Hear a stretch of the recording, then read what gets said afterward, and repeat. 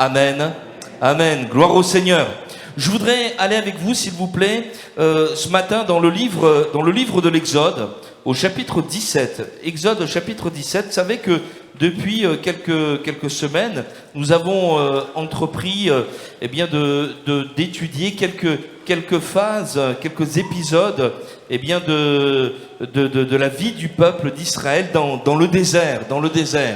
Et alors on va lire ce texte. Vous vous souvenez que nous avions vu ce moment où Dieu avait changé l'eau amère en eau douce. Vous vous souvenez de cela? Les eaux de Mara. Vous vous souvenez également que nous avions parlé de la manne, comment Dieu a pourvu aux besoins de son peuple. Mais je voudrais que nous puissions voir encore un autre épisode. Et nous sommes là dans le livre de l'Exode, donc au chapitre 17 et au verset 1er. Il nous est dit ceci. Toute l'assemblée des enfants d'Israël partit du désert de Sin, selon les marches que l'Éternel leur avait ordonnées. Et ils campèrent à Réphidim, où le peuple ne trouva point d'eau à boire. Alors le peuple chercha querelle à Moïse, et ils dirent, « Donnez-nous de l'eau à boire. » Moïse leur répondit, « Pourquoi me cherchez-vous querelle? Pourquoi tentez-vous l'Éternel ?» Le peuple était là, pressé par la soif, et murmurait contre Moïse. Il disait, « Pourquoi nous as-tu fait monter hors d'Égypte pour me faire mourir de soif, moi de soif avec mes enfants et mes troupeaux ?» Moïse cria à l'Éternel en disant, « Que ferai-je à ce peuple? Encore un peu et ils me lapideront. » L'Éternel dit à Moïse, « Passe devant le peuple et prends avec toi des anciens d'Israël. Prends aussi dans ta main le bâton avec lequel tu as frappé le fleuve et marche. Voici, je me tiendrai devant toi sur le rocher d'Horeb. Tu frapperas le rocher et il en sortira de l'eau et le peuple boira. » Et Moïse fit ainsi aux yeux des anciens d'Israël. Il donna à ce lieu le nom de Massa et Mériba, qui signifie tentation et contestation, parce que les enfants d'Israël avaient contesté et parce qu'ils avaient tenté l'Éternel en disant, « L'Éternel est-il au milieu de nous ou n'y est-il pas? Amen. » Voilà, je voudrais que nous puissions voir cette troisième partie de ce que j'ai intitulé « Dieu dans mon désert » avec ce titre « Le rocher qui désaltère ». En réalité, vous savez, je fais un bref rappel de ce que nous avons vu déjà. Eh bien, Dieu apprend à son peuple comment marcher avec lui. C'est une phase d'apprentissage dans laquelle le peuple libéré de l'Égypte apprend à compter sur Dieu. Et Dieu va l'enseigner, il est celui qui guérit. Il est celui qui guérit nos cœurs, qui parfois traversent des temps d'amertume et qui les adoucit, qui met cette paix dont nous avons parlé. Il est également celui qui nous nourrit de sa parole. Et souvenez, Jésus dira ceci, eh bien, l'homme ne vivra pas de pain seulement, mais de toute parole qui sortira de la bouche de Dieu. Et ici, nous voyons eh bien, que Dieu va désaltérer. Et c'est très important pour nous, mes frères et sœurs, parce que si Dieu montre au travers du peuple d'Israël que ce peuple, malgré les signes et les miracles qu'ils ont vus en Égypte, malgré la délivrance dont ils ont été l'objet par Dieu lui-même, au travers de ces plaies, de la mer Rouge qui s'est ouverte, de cette nuit de la Pâque, si eux ont appris, nous aussi, nous avons besoin d'apprendre à marcher avec le Seigneur. Et en préparant ces moments, je me suis souvenu, et j'ai fait une recherche rapide, c'est que le terme disciple apparaît à de nombreuses reprises. Lorsque nous lisons le Nouveau Testament pour qualifier les chrétiens, nous disons souvent, bien je suis un chrétien, je suis membre de telle ou telle église, mais en réalité, dans le 1er siècle, dans le Nouveau Testament, les chrétiens ne s'appelaient pas chrétiens.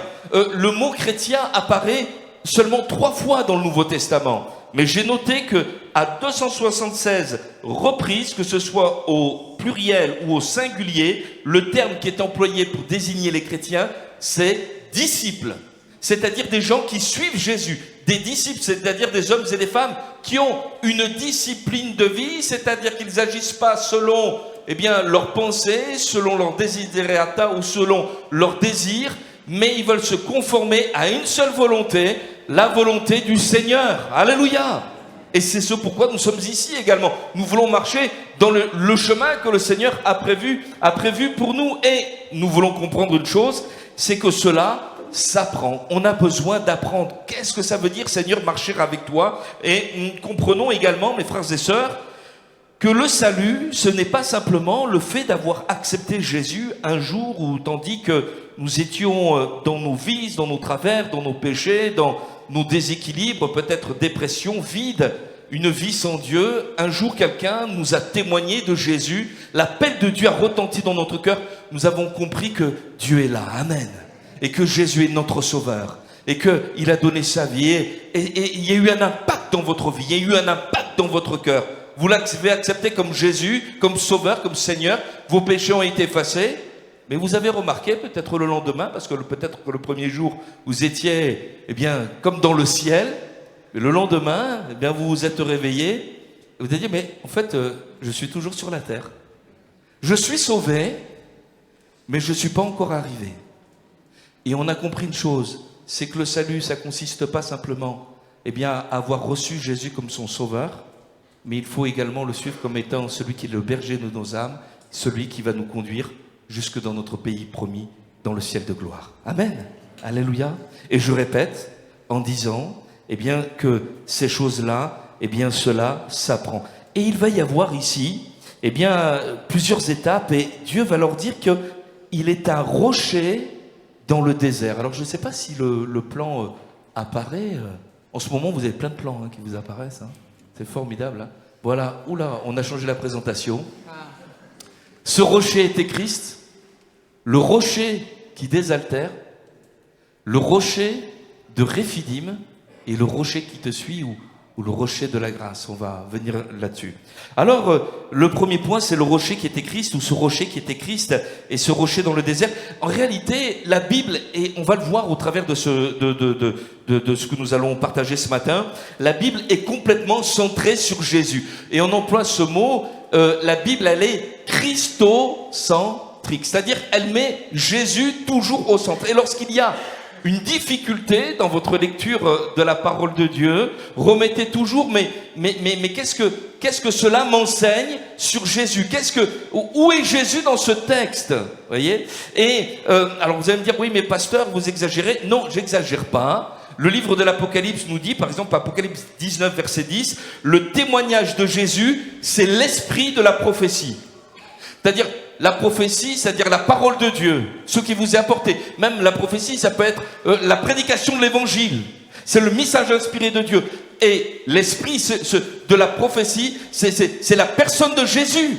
C'est Jésus qui doit être au centre. Et ici, nous voyons Jésus au centre. Alors, je vous vois, mais oui, mais enfin, on est en train de parler d'un rocher dans le désert. Bon, un rocher qui est frappé par Moïse, un rocher qui donne de l'eau. Bien sûr, c'est miraculeux. Mais enfin, pasteur, vous êtes en train de me dire que c'est Jésus. Moi, je vois simplement un miracle. Alors, d'accord, je vous ai compris. On va aller dans la première épître aux Corinthiens. Ouais. Vous êtes content que je fasse les réponses, les questions, les réponses, Voilà. Questions, réponses. Je peux faire les commentaires aussi, si vous voulez. Voilà. Vous vous sentez libre comme ça, c'est formidable. Voilà. 1 Corinthiens, chapitre 10, et le verset 1er, il nous est dit ceci, et donc c'est l'apôtre Paul qui parle, qui instruit les chrétiens, comme nous, les disciples. Frères, je ne veux pas que vous ignoriez que nos pères ont tous été sous la nuée. Et il parle du peuple d'Israël. Voilà, libérés, conduits par la nuée. Qu'ils ont tous passé au travers de la mer. Qu'ils ont tous été baptisés en Moïse, dans la nuée et dans la mer. Qu'ils ont tous mangé le même aliment spirituel. Qu'ils ont tous bu le même breuvage spirituel. Car ils buvaient à un rocher spirituel qui les suivait, et ce rocher était Christ. Amen. Alléluia.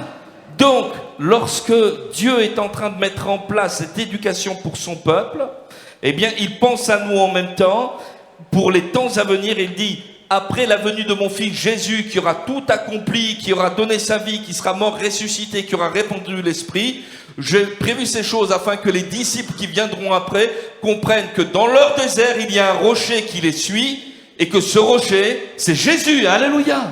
Et je voudrais te dire, mon frère, ma sœur, c'est que tu n'es pas seul dans ton désert, et il y a ce rocher. Alors, vous allez comprendre, mais pourquoi un rocher? On va y revenir dans une minute.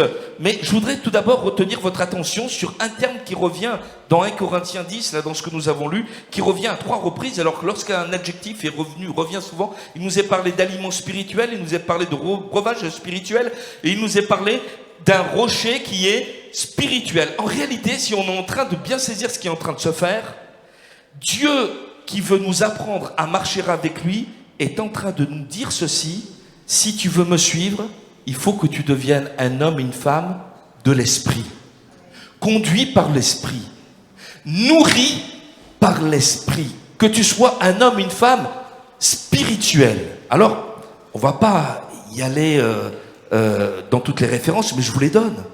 1 Corinthiens 2,14, 1 Corinthiens 2,12, 15 et 1 Corinthiens 3,1, vous pourrez le lire. L'Écriture, c'est l'apôtre Paul qui enseigne, qui nous dit qu'il y a 3 types de croyants, 3 types de disciples, on pourrait dire. Ou plutôt 2, mais 3 types d'hommes, allez, voilà. Il y a l'homme animal. Et dans 1 Corinthiens 2,14, l'apôtre Paul dit que pour lui, les choses de Dieu, c'est une folie. Il n'a jamais reçu la révélation de Jésus-Christ. Vous savez que si vous pouvez confesser que Jésus est votre Seigneur et votre Sauveur, c'est parce qu'il y a eu une révélation, il y a eu un miracle dans votre cœur, il y a eu un miracle dans votre vie. Un jour, vous avez compris que vous étiez un pécheur. Un jour, vous avez compris que ce Jésus qui était mort à la croix, il est toujours vivant et qu'il a la possibilité de pardonner vos péchés. Et vous l'avez vécu, alléluia. Il y a eu des signes, des prodiges et des miracles dans vos vies, amen. Eh bien ça, l'homme animal, c'est ce que j'étais avant qu'il y ait cette révélation. Je t'ai livré à moi-même. Et quand on me parlait de Jésus, moi qui n'avais jamais reçu cette action de l'Esprit de Dieu, je disais, ils sont fous. Voilà, ils sont vraiment, les pauvres, ils sont quand même à notre époque. Et puis un jour, j'ai découvert qui était Jésus, amen. Et il a agi, il a fait des miracles dans ma vie. À lui soit la gloire, alléluia. Et l'apôtre Paul va dire donc, bien maintenant, il y a des hommes spirituels. Il y a des hommes qui sont conduits par le Saint-Esprit, qui vivent, et on va le voir ensemble, de cette relation, de cette communion avec Dieu en Jésus-Christ. Et ce sont des hommes et des femmes qui vivent d'une manière spirituelle. Et il y a aussi des hommes qui sont charnels. Et lorsque Paul parlera aux chrétiens de Corinthe, comme Moïse parlera à son peuple, il a affaire, bien qu'il ait affaire à son peuple, au peuple de Dieu, il a affaire à des hommes et à des femmes qui sont charnels. Et ces choses-là sont écrites pour notre enseignement. Amen.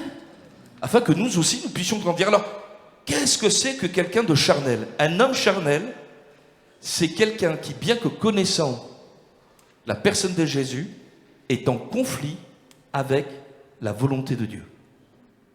Il connaît le Seigneur, il connaît sa volonté, il connaît sa parole, mais il est quand même en conflit avec la volonté de Dieu. Il sait qui est Jésus et il peut même l'aimer, mais il est quand même en conflit avec la volonté du Seigneur. Exemple, dans l'Écriture, quelqu'un qui aime Jésus de tout son cœur, l'apôtre Pierre. Vous vous souvenez de l'apôtre Pierre? L'apôtre Pierre qui dit c'est toi le Christ, le Fils du Dieu, le Fils de Dieu. Et Jésus, quelque temps plus tard, annonce qu'il va être crucifié. C'est le plan de Dieu pour notre salut. Et au lieu de bénir le Seigneur, au lieu de dire mais Seigneur, tu es vraiment l'agneau de Dieu, tu vas aller jusqu'à la croix pour moi, je ne mérite pas, mais je t'adore Seigneur. Il va dire mais à Dieu ne plaise, hein, ça t'arrivera pas. Il se conduit en homme charnel, en homme qui agit d'après ses raisonnements, d'après ses pulsions, d'après ses pensées. Pourtant il aime Jésus. Et Jésus est obligé de le rectifier sévèrement. Arrière de moi Satan. Une fois on a parlé de ça avec Guillaume. Il a dit mais moi si mais le Seigneur me dit ça, je vais dans un trou de souris hein, et vous me retrouvez plus. Arrière de moi Satan. Car tes pensées sont les pensées des hommes. Ce ne sont pas les pensées de Dieu. Et nous voyons ici des hommes et des femmes qui sont charnels. Comment on fait pour se rendre compte qu'on est charnel? Eh bien, on laisse le Seigneur nous conduire dans un endroit qui ne nous plaît pas forcément et on attend de voir comment on réagit. Ça vous est déjà arrivé? Et ici, Dieu conduit, mais c'est volontaire. Il conduit son peuple dans le désert. Il l'installe dans un lieu qui s'appelle Réphidim. Il y a une promesse. Lieu de repos, c'est ce que ça veut dire. le lieu où je vais te bénir, et au lieu de ça, il n'y a que des cailloux, il n'y a que du sable et du vent chaud, et au lieu de dire, mais puisque Dieu m'a dit ceci, ça va arriver, eh bien, il y a une contestation qui rentre dans le cœur, et vous avez remarqué tout de suite, j'ai besoin de l'Égypte. Pourquoi tu nous as fait descendre de l'Égypte? Moi, mes enfants, mes troupeaux, etc. J'ai besoin de mes jeux vidéo, j'ai besoin de mes sorties, j'ai besoin de mon vendredi pour aller au bistrot ou quoi que ce soit. J'ai besoin de ça pour survivre. Et on s'aperçoit que là, il y a, malgré le fait qu'ils aiment Dieu, malgré le fait qu'ils aient vu, eh bien, Jésus à l'œuvre dans leur vie, eh bien, il y a des actions, il y a des décisions, il y a des manifestations dans leur âme et dans leur cœur, eh bien, qui sont complètement charnelles. Et en même temps, Moïse est en train de leur dire, mais il est là le rocher. Attendez, le Seigneur est en train de vous mettre à l'épreuve. Il ne veut pas que vous restiez dans un lieu aride, desséché, sec, sans eau. Il veut vous bénir, mais il veut vous apprendre à être spirituel, à marcher avec lui. Alléluia, amen. Alors quelques minutes pour vous dire que Jésus c'est quand même le rocher. Amen. Le rocher, c'est ce qui est fort, c'est ce qui est stable, c'est ce qui ne change pas. Jésus-Christ est Seigneur, alléluia. Il est mort, mais bien plus, il est ressuscité. Il est assis à la droite de la majesté divine et il nous a rachetés. Il a expié nos péchés. Il a payé pour nous. Il s'est fait homme, mais dans sa faiblesse, il a obéi en toute chose à la volonté de son Père. Il a payé le prix de notre dette. Et je voudrais dire à quelqu'un ce matin, peut-être tu es venu découragé, peut-être dans tes péchés, peut-être tu dis mais je suis brisé, je suis lié. Mais Jésus est celui qui a la possibilité de vaincre le péché dans ta vie. D'ailleurs, il a tout accompli, c'est fait. Il s'agit simplement de placer ta foi en lui et de commencer un nouveau départ en disant maintenant je ne vais plus bâtir ma vie sur le sable, mais je vais bâtir ma vie sur le roc. Alléluia. À lui soit la gloire. Et nous voulons dire eh bien que ce Jésus est là. J'avais fait une expérience il y a quelques années de cela et on va revenir à notre thème. Mais c'était dans la ville de Grenoble. Et avant de partir pour une autre assemblée, j'étais stagiaire, j'étais en deuxième stage, comme Guillaume anime prochainement. Voilà. Et il y avait une dame que j'étais allé visiter qui avait un cancer. Et on a prié ensemble. Elle ne connaissait pas le Seigneur. Elle connaissait le Seigneur un petit peu par sa sœur qui lui avait témoigné. Et on était à l'hôpital de la Tronche et on voyait la tronche, hein, voilà.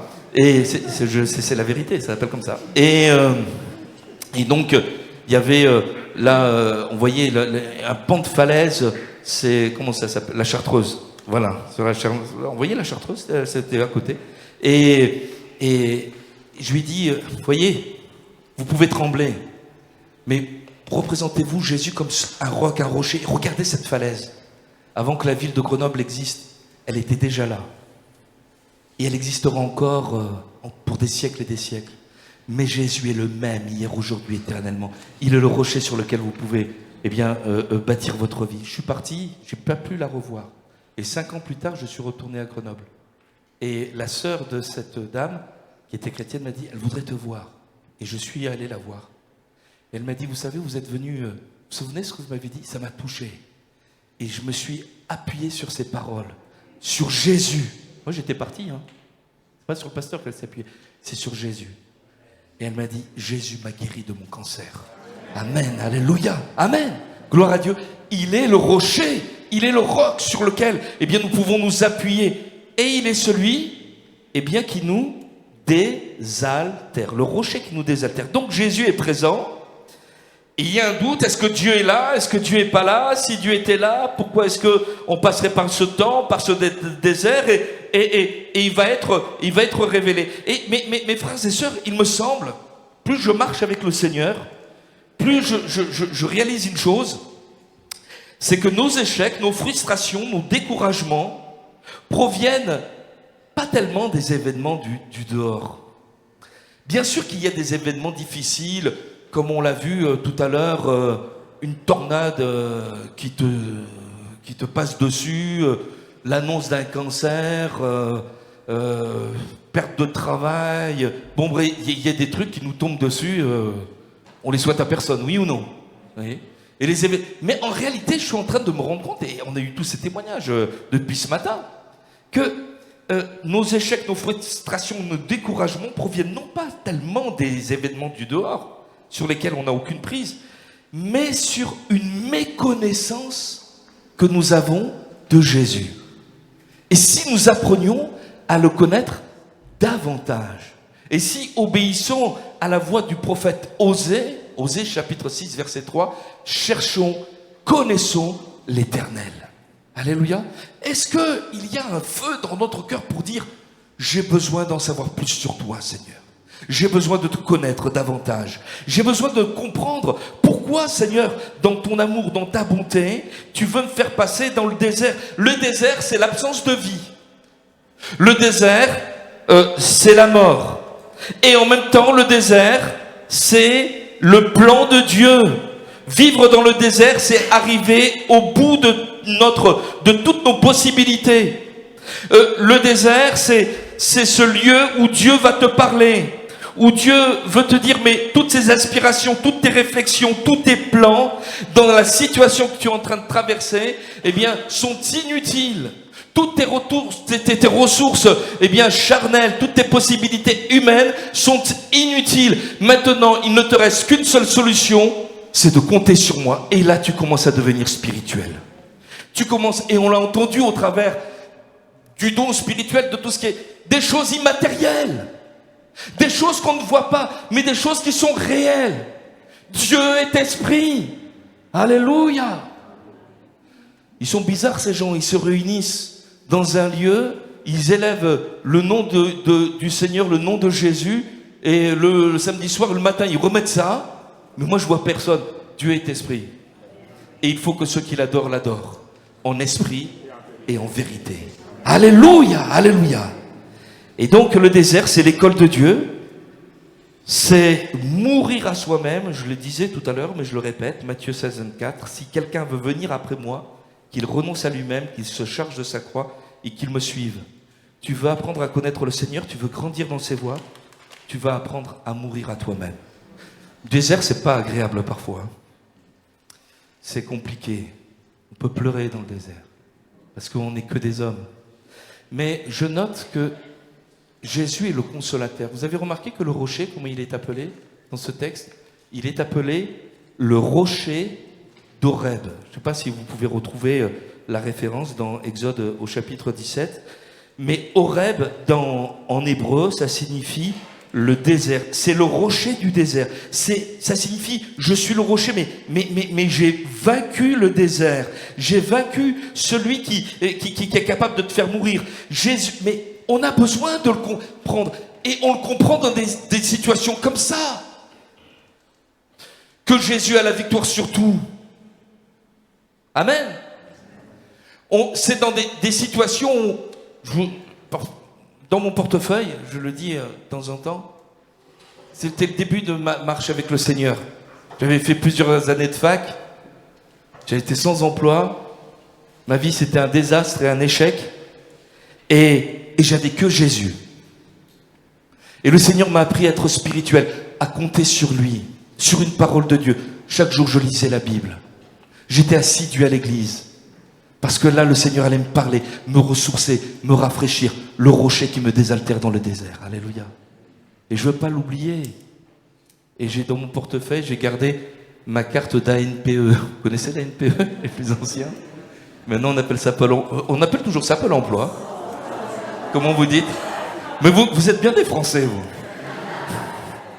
Vous êtes France Travail. C'est France Travail. Voilà. Je vais faire une campagne présidentielle, vous allez voir, ça va dépoter. Hein, voilà, France Travail. Alléluia. Et oui, et Moïse va passer devant le peuple avec les anciens et il va frapper le rocher et de ce rocher, eh bien, de l'eau va jaillir. Et ça signifie une chose.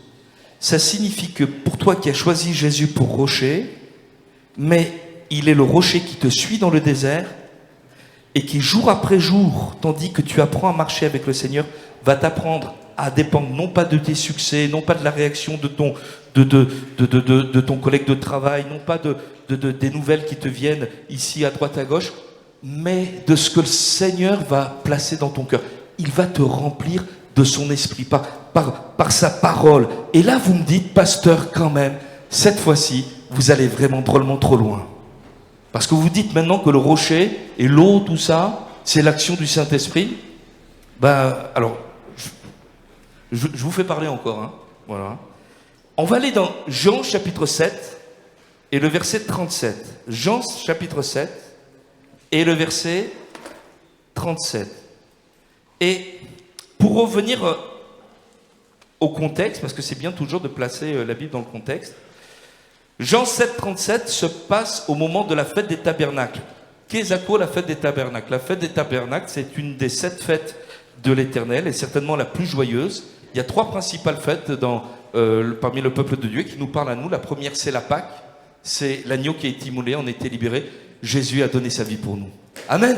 Alléluia. Il est notre Pâque. La deuxième, c'est la Pentecôte. Ce pourquoi nous sommes sur cette terre, remplis du Saint-Esprit pour gagner des âmes, que ton royaume s'étende. Alléluia. Et puis un jour, nous entrerons dans le ciel. Amen. Et nous sommes en route, nous sommes dans le chemin. Et là, il y avait cette fête. Pour ne pas oublier d'où il venait, le peuple juif résidait sous des petites cabanes, des tentes qu'il s'était faites. Et il y avait, lors du grand jour de la fête, il y avait quelque chose de particulier. Le souverain sacrificateur recevait une coupe d'or qui avait été puisée au réservoir de Siloé. Vous avez entendu parler? Et il prenait cette coupe d'or remplie de cette eau-là et dans le temple, il la renversait et cela signifiait, nous nous souvenons du rocher qui a été frappé dans le désert et nos pères ne sont pas morts parce qu'ils ont bu à l'eau du rocher. Et les exégèses nous disent également que cela avait une valeur eschatologique, annoncer les fins des temps dans lesquels le rocher reviendrait, le Messie reviendrait et abreuverait les nations de son esprit. Alléluia. Et c'est à ce moment-là que dans l'évangile selon Jean au chapitre 7 et au verset 37, il nous est dit ceci: le dernier jour, le grand jour de la fête, Jésus se tenant debout s'écria: si quelqu'un a soif, qu'il vienne à moi et qu'il boive. Celui qui croit en moi, des fleuves d'eau vive couleront de son sein, comme dit l'Écriture. Il dit cela de l'Esprit que devaient recevoir ceux qui croiraient en lui, car l'Esprit n'était pas encore, parce que Jésus n'avait pas encore été glorifié. Mais maintenant Jésus était glorifié, il était frappé par le Père, il est monté au ciel, il intercède à la droite de la majesté divine, et il a répandu sur nous son Esprit qui avait été promis. Alléluia! Et le Fils de Dieu agit maintenant, par son Esprit. Et mes frères et sœurs, Jésus veut que tu apprennes, à marcher dans ce désert, mais rassasié de son Esprit, que tu puisses goûter à cela. Alors je me suis dit, Seigneur, est-ce qu'il y a une application d'un homme spirituel, d'un homme qui ne se plaint pas, d'un homme qui, malgré une épreuve compliquée, vit de la vie d'en haut, qui est rassasié par l'action de l'Esprit de Dieu. Ce qu'il y a de merveilleux dans la Bible, c'est que quand on se pose des questions, on trouve la réponse. Amen. Je vous invite à poser des questions au Seigneur. Est-ce que vous posez des questions au Seigneur? Est-ce que vous dites, Jésus, pourquoi se passe ça? Pourquoi telle chose m'arrive?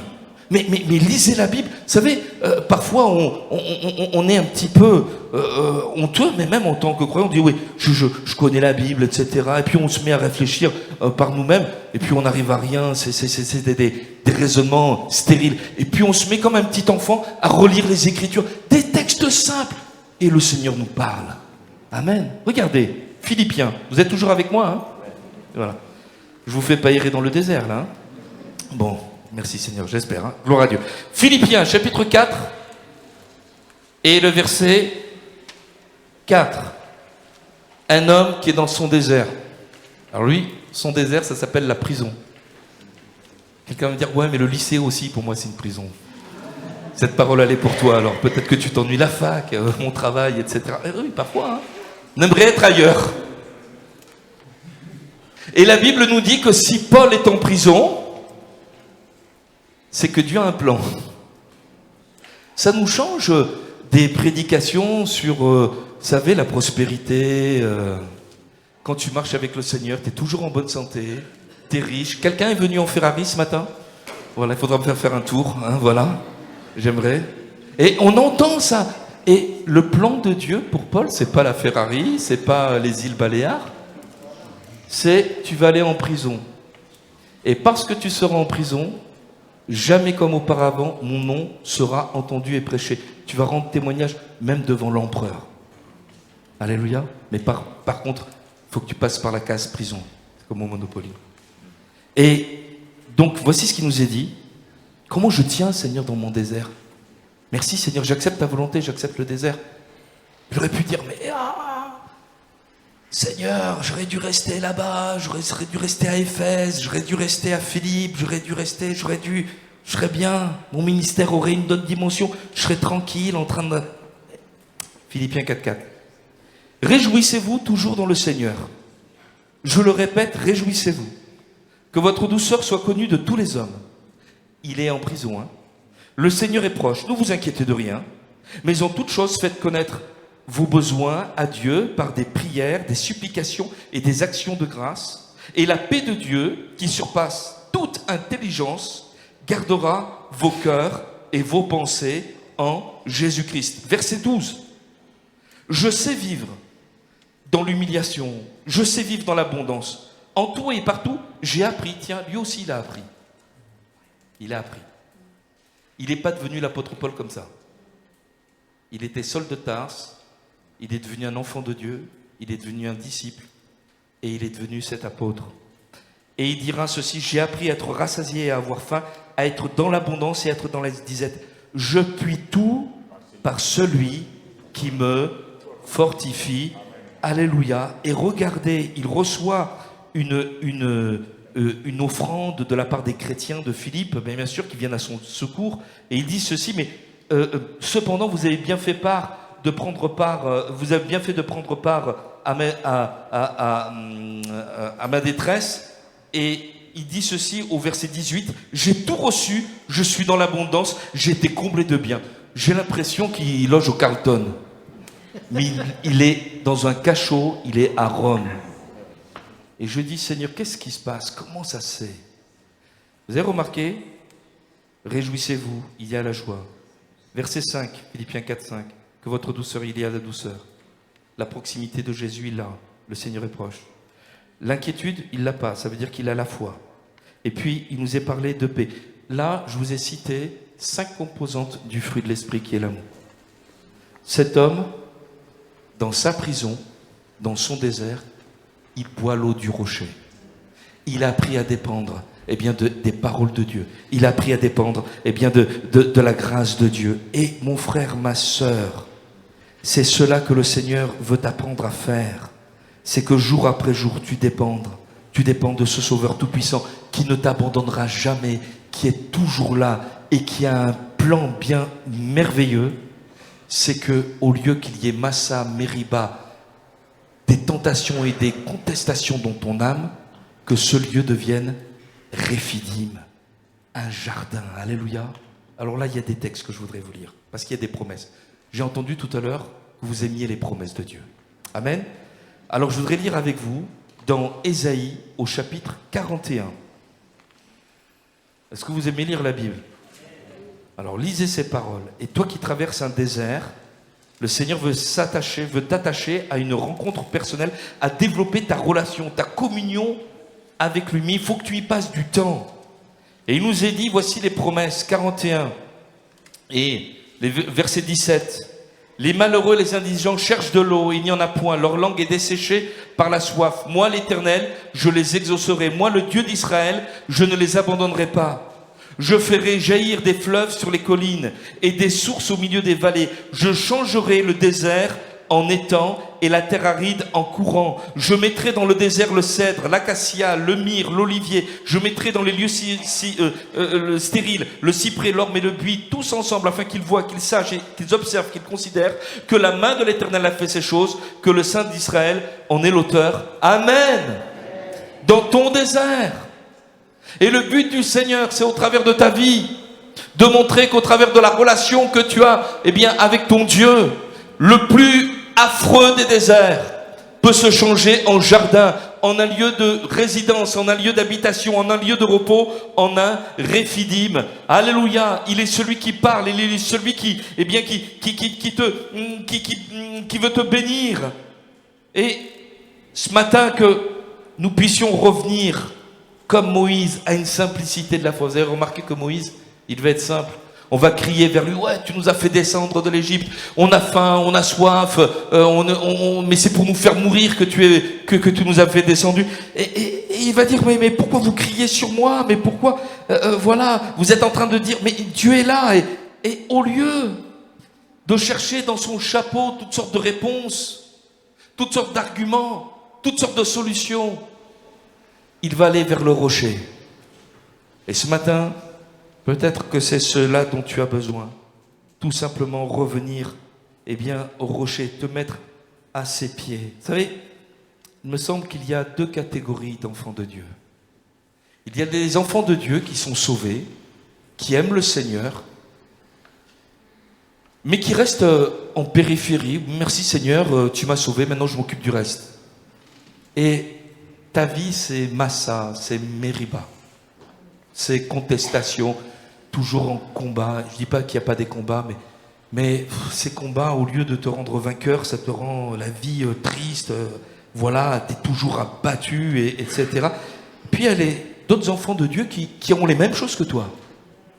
Mais au lieu de gesticuler, ils sont assis au pied du rocher et ils boivent. Ça me fait penser à Marthe et Marie.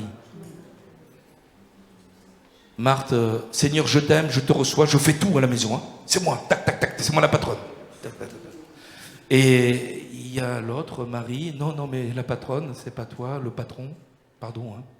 Le roi, le maître, le Seigneur, c'est le Fils de Dieu. C'est Jésus. Et moi, je suis assise à ses pieds, et il me parle, il me défend. Et je voudrais dire, oui, il y a deux catégories de chrétiens. Il y a ceux qui ne sont pas entrés encore dans cette présence de Dieu, qui n'ont pas goûté à la vie du lieu très saint. Et il y a ceux qui sont entrés, qui sont satisfaits, et qui disent, mais Jésus, c'est ma plénitude. Comme on l'a chanté tout à l'heure. Vous savez, les frères et les sœurs qui ont chanté depuis hier se sont donné du mal, ils ont aussi une vie de famille, ils ont du boulot, certains, ils le disent pas, ils en ont plein le dos de certaines choses, ils ont des soucis, souffrances physiques, hein, voilà. Ouais, mais eux, ils ont... Non, la même vie que toi. Mais ils vivent dans le lieu très saint. Seigneur, je suis satisfait. Je suis content de la vie que j'ai. Parce que tu as rempli mon cœur. En toi, Seigneur, j'ai tout trouvé. Ça va pas être Massa et Mariba, ma vie. Je veux que ma vie, ce soit Réphidim. Alléluia. Où tu vas, m'apprendre à dépendre de toi. Alléluia. Vous permettez que je vous lise un texte merveilleux. Si vous laissez ce fleuve de vie agir dans votre cœur, ce qui est capable de se passer, c'est prophétique, hein, ce qu'on va lire. Mais voilà, je voudrais vous le lire. Retenez. C'est le livre du prophète Ézéchiel.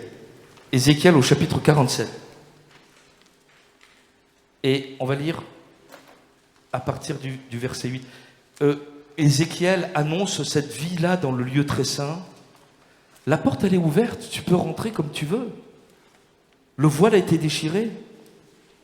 Mais il t'appartient de te mettre à ses pieds, de dire, mais Seigneur, je veux que tu règnes. Et au chapitre 47, Ézéchiel, le prophète Ézéchiel voit le temple. Alors lui, il a une vision. Alors c'est une vision. Hein. Il voit le trône de Dieu. Il voit la maison de Dieu, le temple de l'Éternel dans le ciel. Il voit que du trône, il y a une source d'eau qui coule. Et il y a un fleuve qui va se répandre sur la terre. Et il me dit ceci, au verset 8.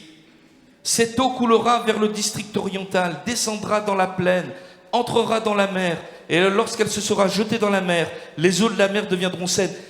Il parle avec la géographie qu'il connaît, ici, Ézéchiel. C'est à la fois prophétique, mais en même temps, il emploie une géographie qui est réelle. La mer dont il s'agit, c'est la mer morte.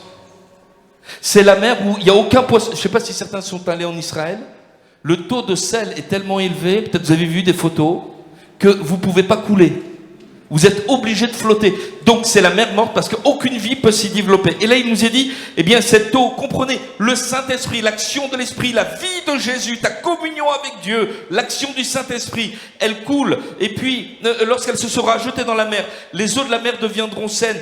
Tout être vivant qui se meut vivra partout où le torrent coulera. Il y aura une grande quantité de poissons car là où cette eau arrivera, les eaux deviendront saines et tout vivra partout où parviendra le torrent. Des pêcheurs se tiendront sur les bords, depuis En-Gedi jusqu'à En-Eglaïm. On étendra les filets. Il y aura des poissons de diverses espèces, comme les poissons de la grande mer. Et ils seront très nombreux. Ces marais, ces fosses ne seront point assainis, seront abandonnés au sel. Et sur le torrent, sur les bords, de chaque côté croîtront de toutes sortes d'arbres fruitiers. Leur feuillage ne se flétrira point.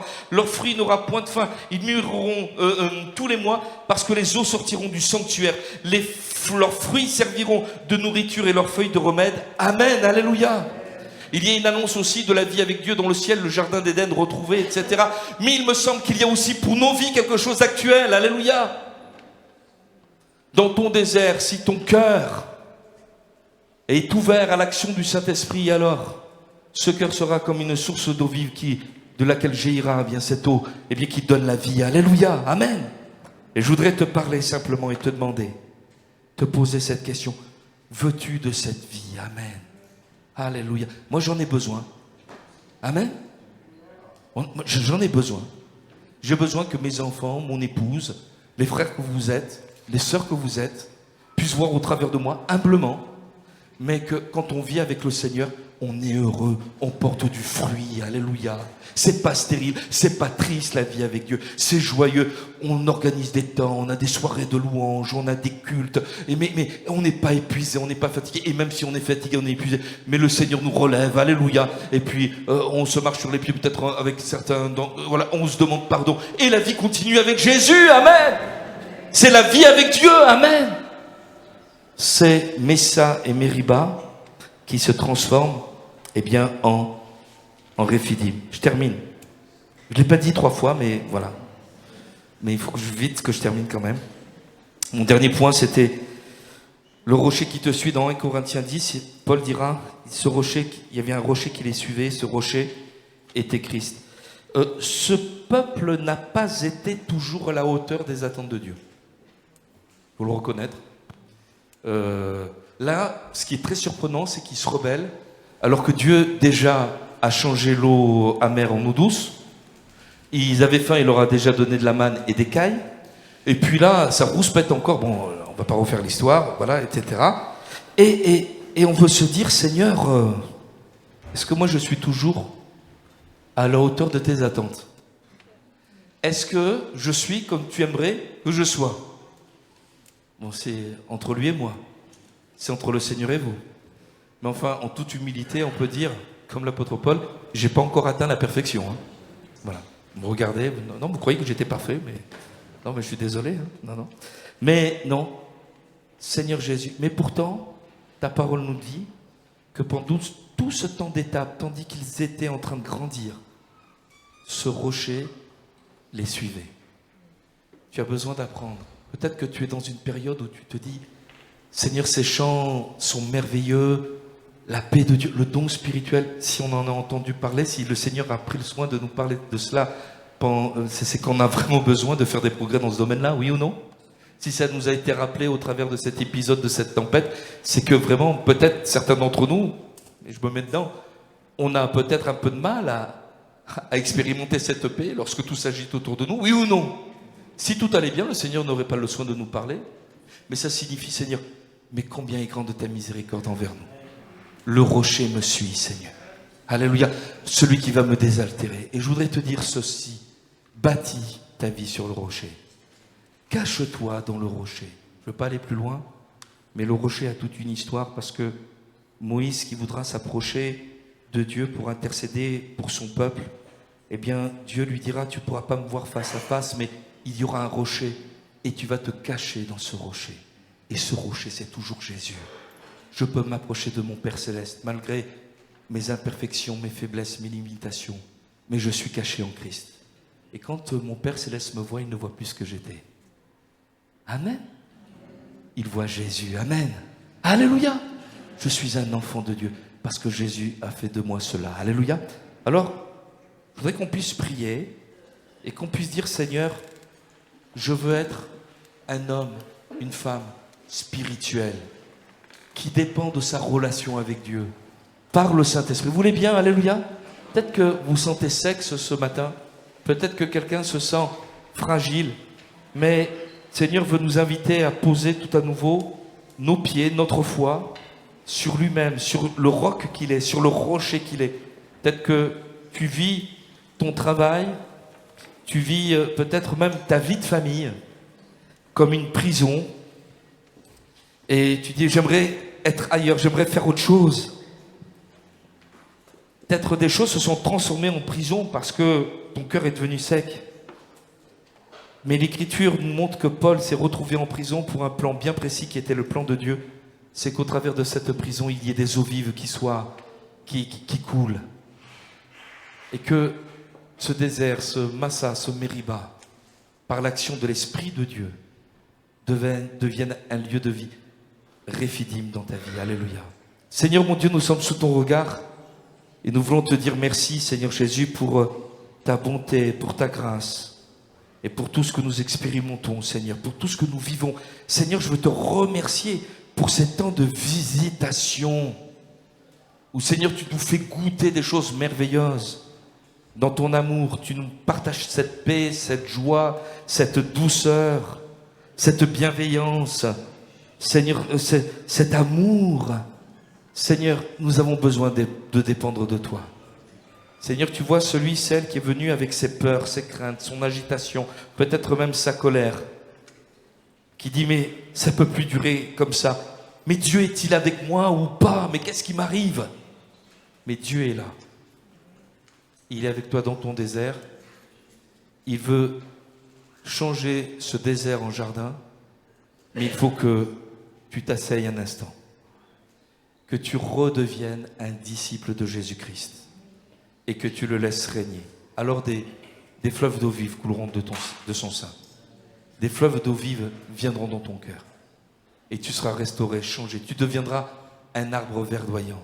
Et tu porteras du fruit. Mais il faut... Un arbre, ça ne se déplace pas.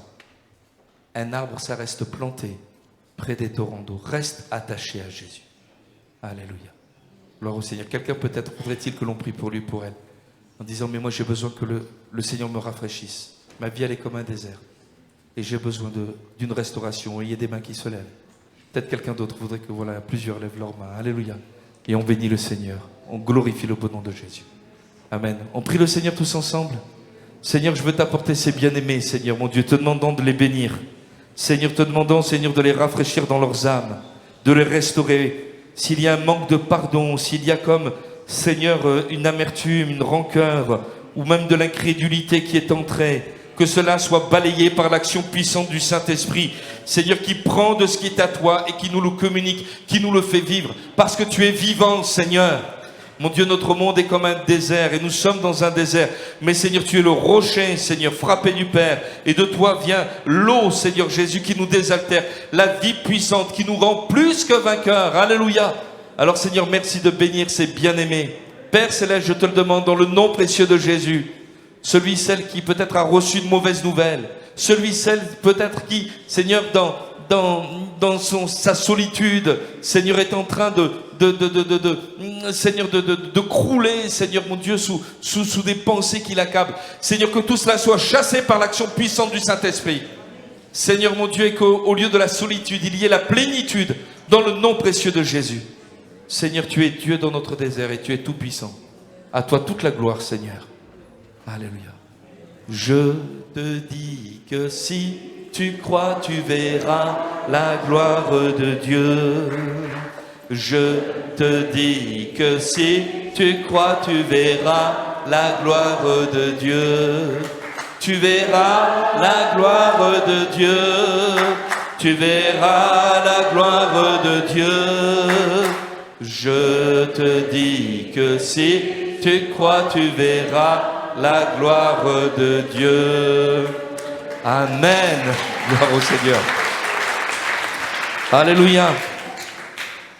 Il y avait la mort, Lazare dans le tombeau, mais Jésus dit à Marthe, si tu crois, tu verras la gloire de Dieu. Amen. Gloire au Seigneur. Que le Seigneur vous bénisse. Je vous rappelle qu'on se retrouve mardi soir pour notre réunion d'études bibliques et de prière à 19h30. Et puis jeudi 15h, vendredi 20h.